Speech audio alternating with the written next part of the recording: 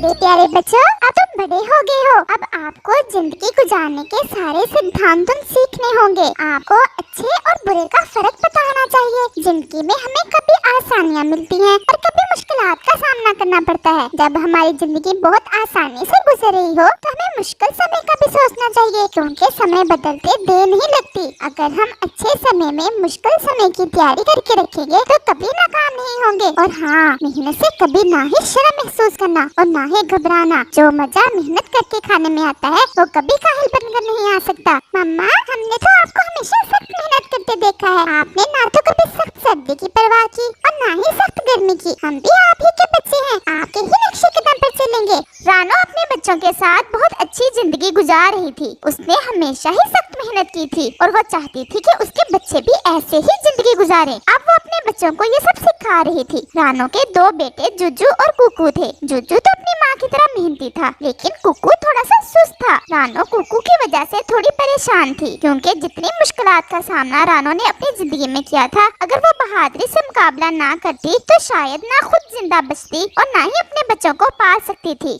कुकू बेटा, तुम सुबह इतनी देर से उठे थे। जुजू तो मेरे साथ ही उठ जाता है। अगर ऐसे ही चलता रहा तो ये तुम्हारी आदत बन जाएगी। मम्मा, कल से जल्दी उठने की कोशिश करूँगा। कोशिश नहीं, तुम्हें जल्दी उठना होगा। कल से तुम्हें अपना दाना खुद ही ढूंढ कर लाना होगा। मैं हमेशा तुम्हारे साथ नहीं रहूंगी। मम्मा प्लीज, ऐसा मत कहा करें। हम आपके बगैर नहीं रह सकते। कल से आप दाना लाने नहीं जाएंगी। मैं और जुजू आपके लिए भी दाना लाया करेंगे। नहीं बेटा, जब तक सांसें हैं मैं बैठ नहीं सकती। अगर बैठ गई तो शायद मैं ज्यादा जी ना पाऊँ। मम्मा, आप हमेशा ही ऐसे कहती हैं। लगता है आप हमसे कुछ छुपा रही हैं। नहीं बेटा, मैं तुमसे कुछ नहीं छुपा रही, बल्कि आज मैं तुम्हें बताती हूँ अपनी जिंदगी के बारे में। शायद तुम इससे कुछ सीख सको। हाँ मम्मा, जरूर, आप हमें बताएं। बेटा, ये उस समय की बात है जब तुम अभी पैदा ही हुए थे। हमारी जिंदगी बहुत अच्छी गुजर रही थी। तुम्हारे पापा मेहनत करके सारा दिन हमारे लिए दाना लाते और मैं तुम्हारा ख्याल रखती। हर तरफ खुशियाँ ही खुशियाँ थी। ऐसे लगता था कि हमारी जिंदगी में कभी कोई दुख नहीं आ सकता। लेकिन वो खुशियाँ शायद ज्यादा अरसे के लिए नहीं थी। एक दिन मैं तुम लोगों को सुलाकर तुम्हारे पापा का इंतजार कर रही थी। आज पता नहीं कुकू के पापा अभी तक क्यों नहीं आए। मेरा दिल भी बहुत घबरा रहा है। सब ठीक हो? मैं ऐसे सोचों में गुम बैठी थी कि कौवा आ जाता है। रानो बहन, तुम्हारे लिए एक बुरी खबर है। क्या हुआ कौवे भाई, जल्दी बताएं। मेरा दिल पहले ही बहुत घबरा रहा है। रानो चिड़िया, तुम्हें हौसले से काम लेना होगा। हम आज शाम को दाना लेकर जब आ रहे थे तो कुकू के पापा को अचानक गोली आकर लगी। जंगल में शिकारी आए हुए थे, हमें पता ही नहीं चला। ये आप क्या कह रहे हैं? ऐसा नहीं हो सकता। मैं उनके बगैर कैसे जिंदा रह पाऊंगी?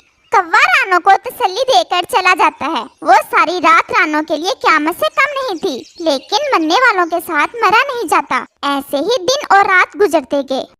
फिर अचानक से रानो की तबीयत खराब होना शुरू हो गई। रानो चिड़िया, तुम दिन ब दिन कमजोर होती जा रही हो। तुम्हें अपना ख्याल रखना चाहिए। तुम तोते के पास जाओ, वो तुम्हें जरूर कोई अच्छी दवा देगा। तुम्हें बच्चों की खातिर खुद का ध्यान रखना होगा।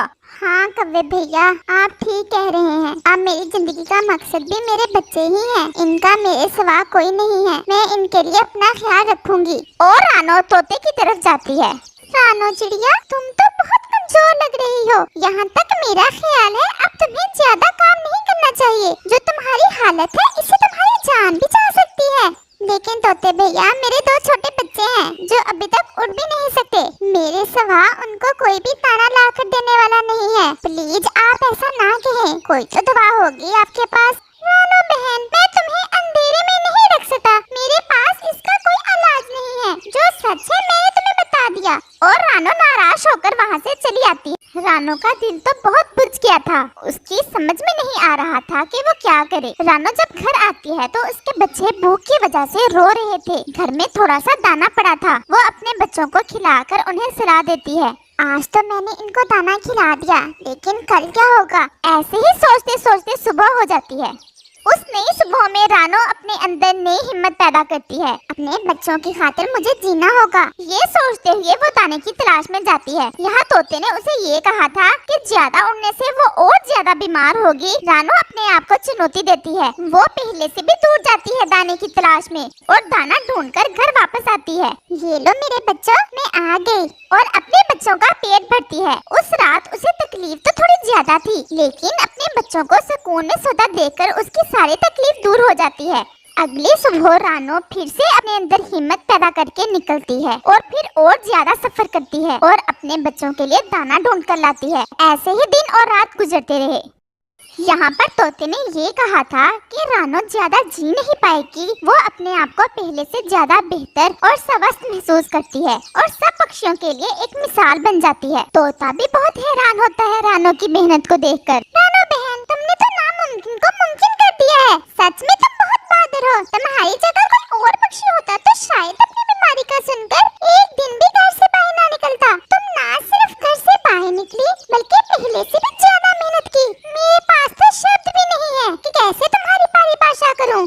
मम्मा, आपने ये सब कैसे किया? हालांकि तोते अंकल ने आपको कह दिया था कि अगर तुम ज्यादा उड़ी तो ज्यादा जल्दी खत्म हो जाओगी। नहीं बेटा, अगर मैं तोते की बात मानकर घर में बैठ जाती तो शायद अब तुम्हारे साथ ना होती। ऊपर वाला भी हमारी मदद उस समय तक नहीं करता जब तक हम अपनी मदद आप नहीं करते। ये सब सुनकर कुकू और जुजू की आंखों में आंसू आ जाते हैं और वो गर्व महसूस करते हैं कि वो इतनी बहादुर माँ के बच्चे हैं और अपनी माँ से वादा करते हैं कि वो भी ऐसी ही मुश्किलात का डटकर सामना करेंगे और बातें करते करते वो सो जाते हैं। अपने बच्चों को सोता देखकर रानो को और भी ज्यादा शांति मिलती है। कितनी भाग्यशाली हो, कितना प्यारा फूल मेरे घर के पास खिला है और मुझे पता ही नहीं। ये कितना सुंदर है, इसकी खुशबू से पूरा जंगल महक रहा है। इसकी सुर्ख रंग से आसमान तक का रंग सुर्खी माइल हो गया है। काश ये फूल मुझसे दोस्ती कर ले। मैं तुम्हारे पास में ही रहती हूँ। क्या तुम्हें अच्छा लगेगा कि मैं सिर्फ तुम्हारे लिए ही गाऊं और तुम्हारे लिए ही चहचहाऊं? मैंने तुम्हें आज ही देखा है और मन में ख्याल आया कि क्यों ना तुमसे दोस्ती कर लूं। तुम बहुत सुंदर हो और मैं भी अकेला बोर ही होता रहता हूँ। मुझे भी अच्छा लगेगा तुमसे दोस्ती करके। और इस तरह रोज और रानो की दोस्ती हो जाती है। रानो हर रोज रोज के पास आ जाती और उसे सारे जंगल की बातें बताती और उसके लिए गाती और रोज रानो को अपनी खुशबू से प्रभावित करता। और इस तरह दिन और रात गुजरते गए और रोज पूरी तरह खिल गया। क्या आज फिर मुझे थोड़ा दाना मिलेगा? थका हुआ था इसीलिए जंगल जा ना सका और भूख बहुत थी, इसीलिए सोचा क्यों ना रानो के पास जाऊं। ऐसा पहली दफा नहीं है, तुम्हारी तो ये आदत है। तुम तो आए रोज ही ऐसा करते हो, लेकिन बहुत हो गया। आज से फिर कभी मेरी तरफ ना आना और ना ही मेरे पास दाना है तुम्हें देने को। और कौवा नाराज होकर वहाँ से चला जाता है। झूठी रानो, कितना गरूर करती है। क्या हुआ जो थोड़ा दाना ही मांग लिया था? इतनी बेइज्जती की मेरी इसने। कौवा अपने आप से ऐसे बातें करता हुआ चिड़िया के बारे में सोचने लगता है। तुम्हें दुख देना होगा मुझे, तुम मेरी दुश्मनी बर्दाश्त नहीं कर पाओगी। क्या करूं, कैसे होगा ये सब? हाँ, अब पता चलेगा तुम्हें जब तुम्हारा दोस्त रोज तुम्हारी तरफ देखेगा भी नहीं। मैं देखता हूँ कैसे तुम्हारी और रोज की दोस्ती रहती है। और कौवा ये सोचने लगता है कि कैसे रानो और रोज की लड़ाई कराई जाए और फिर वो रोज के पास जाता है। क्या हो रहा है? क्या तुम देख नहीं रहे? मैं अपनी खुशबुएं बखेर रहा हूँ, लेकिन तुम जा सकते हो। मुझे तुम अच्छे नहीं लगते हो। मेरी दोस्ती तो सिर्फ रानो चिड़िया से है। मुझे गर्व है अपने दोस्त की खूबसूरती पर। बहुत अच्छा, बात तो तुमने ठीक की कि मेरी दोस्ती तुमसे नहीं बनती। मैं काला कौवा कहीं का और तुम अपनी मिसाल आप हो। तुम्हारी खुशबुओं से तो जंगल महकता है। हर पक्षी के दिल में ख्याल आता है तुमसे दोस्ती करने का, क्योंकि तुम हो ही इतने सुंदर। अभी कल ही बुलबुल आई थी मेरे पास, कह रही थी मुझे तुम्हारे पास लेकर चलूं। वो तुमसे दोस्ती करना चाहती थी, लेकिन मैंने उसे भगा दिया ये कहकर के रोज जितना खूबसूरत है इसके मुकाबले में तुम कुछ भी नहीं। क्या सच में बुलबुल आई थी? हाँ ना, ये कोई बड़ी बात नहीं है।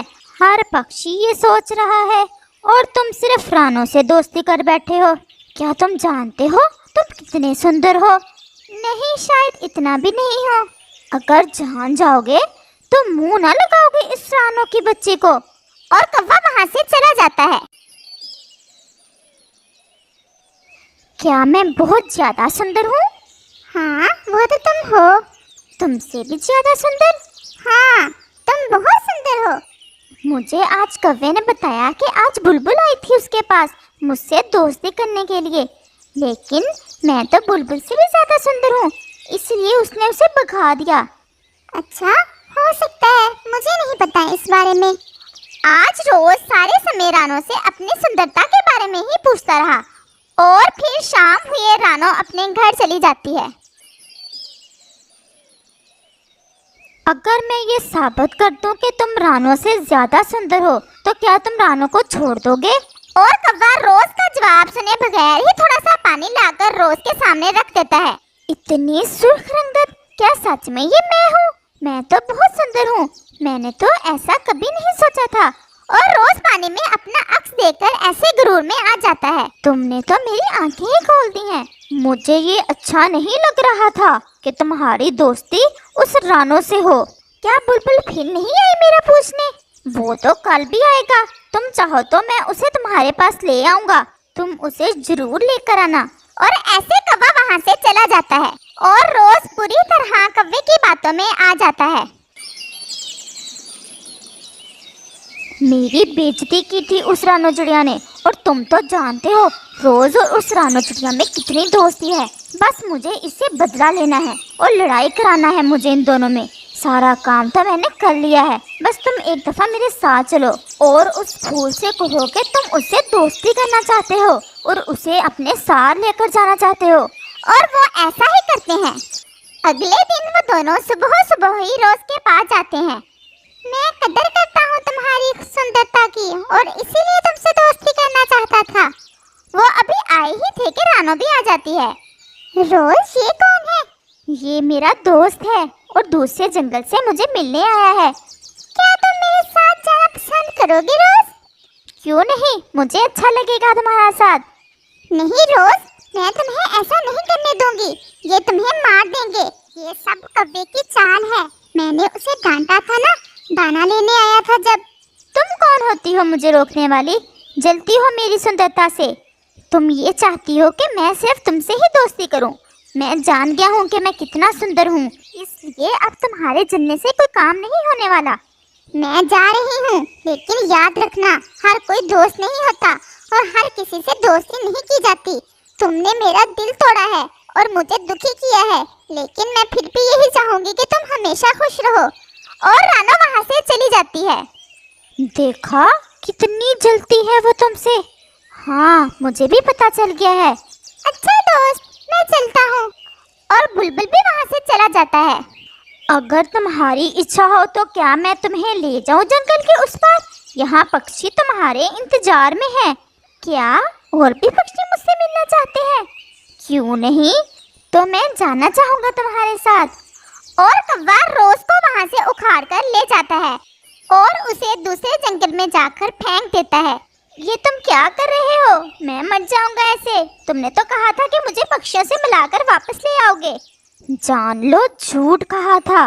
मुझे रानो से बदला लेना था, इसे दुखी करना था, और वो मैंने अच्छे से कर लिया, तुम्हारी और रानो की लड़ाई कराकर। और अब रानो चिड़िया जब तुम्हें ना पाएगी तो शायद वो मर ही जाए, क्योंकि वो तुमसे बहुत प्यार करती है। और कव्वा वहाँ से चला जाता है। काश मैंने इस कव्वे की बात ना मानी होती। ये जीवन तो एक दिन जाना ही है, लेकिन कितना अच्छा होता मैं ये अपनी आखिरी सांसें अपने दोस्त के पास लेता। और रोज की आंखों के सामने अंधेरा छा जाता है। उसके दिल में बहुत सारी बातें थी जो वो अपने दोस्त चिड़िया से करना चाहता था, लेकिन वो ये सारी बातें अपने दिल में ही लिए अपनी जिंदगी की आखिरी सांसें लेता है और वहीं मर जाता है।